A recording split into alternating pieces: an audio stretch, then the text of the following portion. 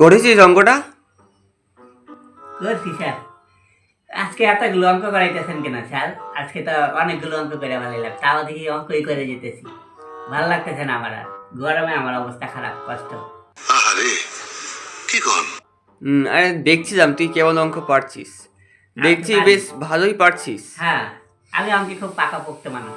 বাহ। চল চুটা। আচ্ছা হ্যাবদা, অনেকক্ষণ তো অঙ্ক করছি, হ্যাঁ স্যার। এবার লাস্ট একটা অঙ্ক আমি মুখে ধরবো, তোকে দেখবো পারিস কিনা। হ্যাঁ যদি পারিস হ্যাঁ হ্যাঁ। তাহলে তোকে আর অঙ্ক পড়াবো না, বাংলা পড়িয়ে ছুটি দিয়ে দেবো। আচ্ছা।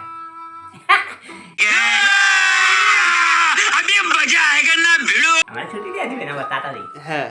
হ্যাঁ আচ্ছা বল দেখি, 1 ডজন কলার দাম 24 টাকা, হ্যাঁ। যদি হয় তাহলে 3 ডজন কলার দাম কত? স্যার আমার খালি কঠিন কঠিন অঙ্কগুলো দেয়। স্যার মনে হয় নিজে এই অঙ্কগুলো পারে না, শিখার জন্য আমার কাছ থেকে এই সমস্ত অঙ্ক জিজ্ঞেস করে। নিজে শিখা তারপরে অন্য বাচ্চাদেরকে পড়াইব।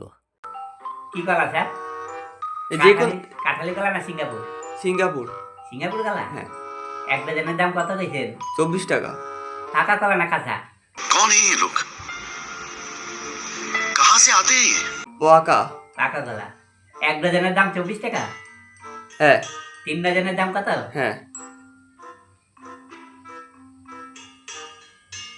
70 আর 2 টাকা, 72 টাকা স্যার। আচ্ছা আচ্ছা ঠিক আছে, এবার বাংলা বের কর। এটা ছেড়ে দেবো? হ্যাঁ এটা ছুটি। বাহ। বাংলা বই বাই করবো নাকি? হ্যাঁ হ্যাঁ বাংলা বই বের কর, দেখি এবার বাংলা কতটা রেডি আছে তোর। আচ্ছা হ্যাবলা, হ্যাঁ স্যার। বাংলা বই বের করার আগে আমার একটা কথার উত্তর দে। আচ্ছা কি কথা? আজকে ক তারিখ বলতো? ইংরাজি। ইংরাজি? হ্যাঁ ইংরাজি ক তারিখ আজ? আজকে ইংরাজির মে মাসের 7 তারিখ স্যার। আচ্ছা আচ্ছা, আর বাংলার? বাংলা বাংলা মানে বৈশাখ মাসের 25 তারিখ। হ্যাঁ, আজ একটা মহান মানুষের জন্ম হয়েছিল, সেই মহান মানুষটার নাম কি বলতো? কি গরম স্যার আপনার বাড়িতে? হ্যাঁ। একটা মহান মানুষের জন্ম হয়েছিল হ্যাঁ আজকের দিনে? হ্যাঁ হ্যাঁ।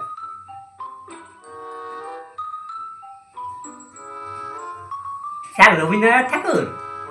হ্যাঁ হ্যাঁ হ্যাঁ বাহ, রবীন্দ্রনাথ ঠাকুর, হ্যাঁ ঠিক বলেছিস। রবীন্দ্রনাথ ঠাকুরের আজকে কি জন্মদিন? হ্যাঁ। আচ্ছা। আচ্ছা রবীন্দ্রনাথ ঠাকুর সম্পর্কে তুই কি জানিস আমাকে বলতো? পুরোপুরি বই কপি করে না বললেও হবে, তুই নিজের মতো নিজের ভাষা দিয়ে বলতেও পারিস। আচ্ছা, রবীন্দ্রনাথ ঠাকুর সম্পর্কে? হ্যাঁ বল কি জানিস, নিজের মতো বললেও হবে।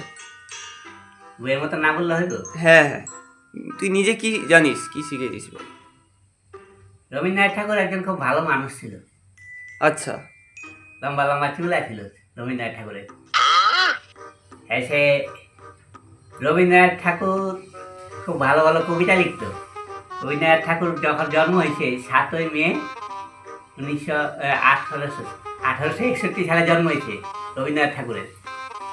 আচ্ছা। এবার তারপর থেকে রবীন্দ্রনাথ ঠাকুরের সব ঘরে ঘরে লক্ষ্মী পূজা যেমন হয়, দুর্গা পূজা হয়, কালী পূজা হয়, সরস্বতী পূজা হয়, সেরকম রবীন্দ্রনাথ ঠাকুরেরও ঘরে ঘরে পূজা হয়। কি? হ্যাঁ, রবীন্দ্রনাথ ঠাকুরের পূজা হয়। তারপরে ওই পূজার সময় খুব জাঁকজমকভাবে চারিদিকে বড় বড় প্যান্ডেল রবীন্দ্রনাথ ঠাকুরের পূজার সময়। তারপরে হয় এই কি বলে, সাজানো হয় প্যান্ডেল দিয়ে, নতুন জামা কাপড় পরা হয়। দুর্গা পূজার মধ্যে যেমন হয় রবীন্দ্রনাথ ঠাকুরের পূজার মধ্যে ওইরকম করে ছোটো ছোটো বাচ্চারা নতুন জামা কাপড় পরে ঠাকুর দেখতে বাইরে হয়, রবীন্দ্রনাথ ঠাকুর দেখতে বাইরে হয়, এরকম হয়। তারপরে যতদিন পর্যন্ত উনি বাইসা ছিল ততদিন পর্যন্ত ওনার পূজা খুব জাঁকজমকভাবে হয়েছে। একে 1941 সালে মনে হয়, মোটামুটি আপনি তো গেলে আমার নিজের ভাষায় কইতে ওই সালটা আমার এরকম মনে হইতেছে। 1941 সালে উনি মইরা গেছে রবীন্দ্রনাথ ঠাকুর। তো মইরা যাওয়ার পরে ওনার পূজা বন্ধ হয়ে গেছে। যতদিন উনি বাইসা ছিল ওনার পূজা হয়েছে। উনিও পূজার মধ্যে ঘোরাঘোরা করতো, প্যান্ডেল প্যান্ডেলে ঘুরতো রবীন্দ্রনাথ ঠাকুর। উনি খুব ভালো মানুষ ছিল। আরে পাগল, রবীন্দ্রনাথ ঠাকুরকে ঠাকুর বানিয়ে দিয়েছিস, দেবতা বানিয়ে দিয়েছিস।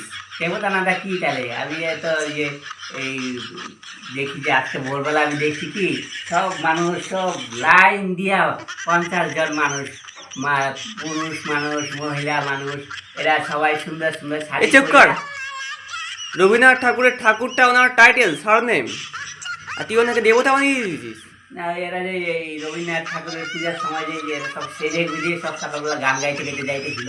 পড়াশোনা করে না কিছু না, যা এখান দিয়ে, পড়াবই না তোকে, যা। এই কি পরে আমার হয় নাই রবীন্দ্রনাথ ঠাকুর সম্পর্কে না, তোকে এইগুলো বলতে বলেছি? আপনি তো করে নিজের ভাষায় কইতে আমার মতো আমি ভাষায় দিয়ে কইলাম। তুই যা এখান দিয়ে। আর পড়াইবেন না না, তুই যা এখান দিয়ে, আবার কবে আমু আসতে হবে না তোরা।